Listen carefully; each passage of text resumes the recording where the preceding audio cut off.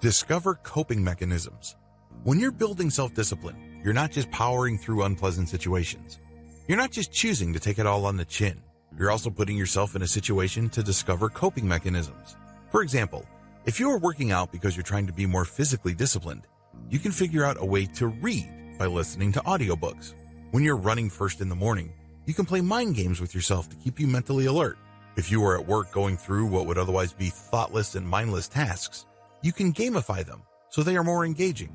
You are also setting yourself up to become more efficient with this work, and you might be able to automate more things or come up with some innovative solutions so as to do a lot more with less time. Finally, you can simply look to the bright side. This is probably one of the best coping mechanisms you could ever adopt. Instead of automatically thinking that there is no hope, this is the worst thing possible, or you just can't wait to stop dealing with these difficult people, you can force yourself to look at the bright side of every situation. For example, if you're dealing with a toxic person, in your mind, celebrate what's great about them. The toxic aspects of their personality may be obvious, but when you make it a point to focus on what's so awesome about them, you're not only able to put up with them, but you can deepen your relationship as well. Identify the times you wish to quit. Let's face it, if you try to be more disciplined, the temptation to want to quit is going to come up again and again. Instead of just dealing with this on a random basis, try to look for patterns. Figure them out. Once you notice that they do come in certain patterns, or they're triggered by certain predictable events, people, or situations, learn how to counteract them. Maybe you need to adopt a certain attitude when these things happen, or perhaps you need to adopt a certain routine. Finally, you can just choose to wait them out. Whatever the case may be, don't just let a sense of hopelessness overcome you and push you to quit. Instead, anticipate that and prepare for them so you can come out on top. Track and monitor your personal discipline journey. A lot of the tips that I have given you here involve your mind. They also involve your daily routine. Unfortunately, if you were to go on your personal discipline building journey based solely on what you're feeling or your moods or what you committed to, you may be setting yourself up for failure. Please understand that if you really want to become more disciplined in an efficient and effective way, you have to track your progress. At the very least, you have to monitor what you do on a day-to-day basis when confronted with certain stimuli.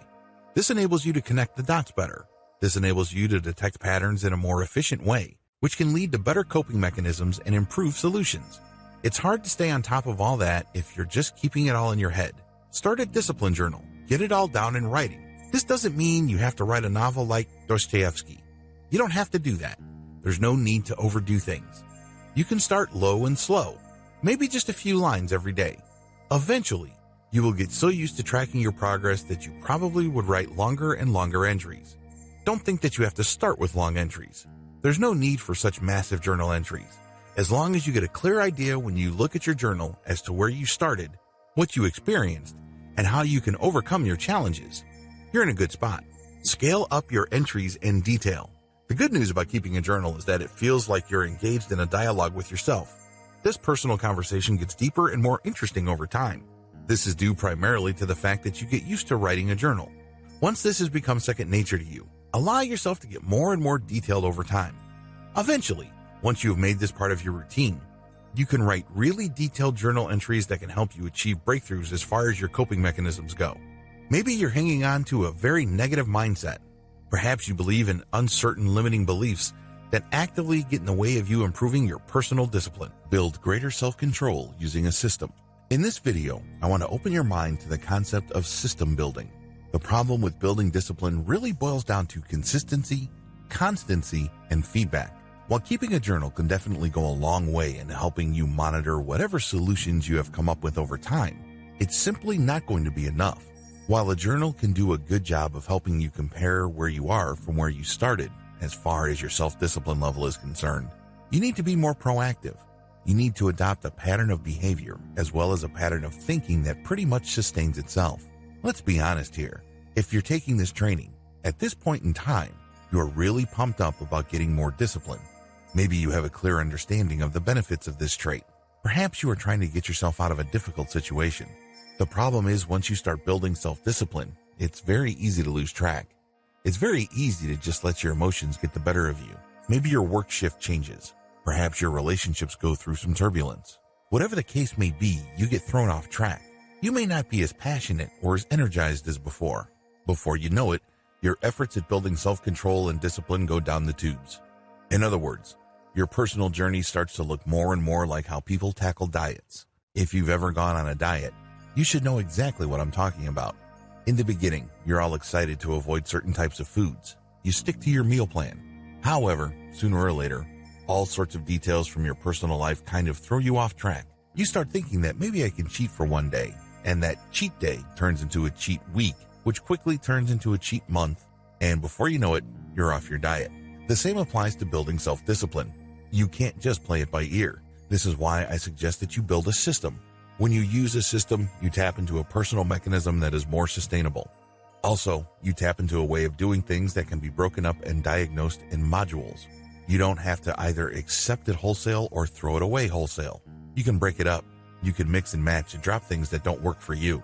Moreover, when you act in a systematic way, you produce more predictable results. You are more likely to get the outcome that you expect. Setting up your own system framework. First, let me begin with the bad news.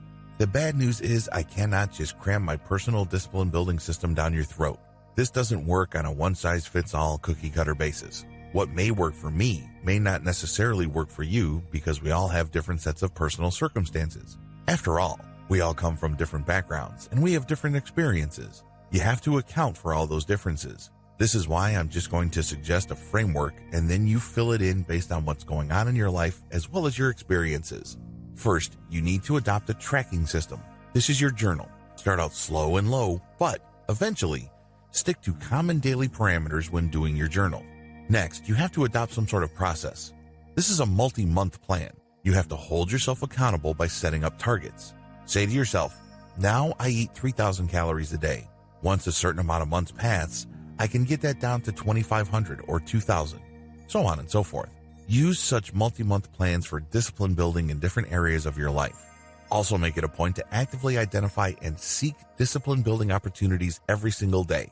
When you look at your daily routine, see where those opportunities typically occur and make full use of them. Constantly challenge yourself. You can even set up your daily tasks, reorganizing along your discipline goals.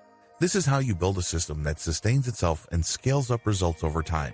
This is also how you hold yourself accountable. The chances of quitting decrease dramatically if you are using a discipline building system.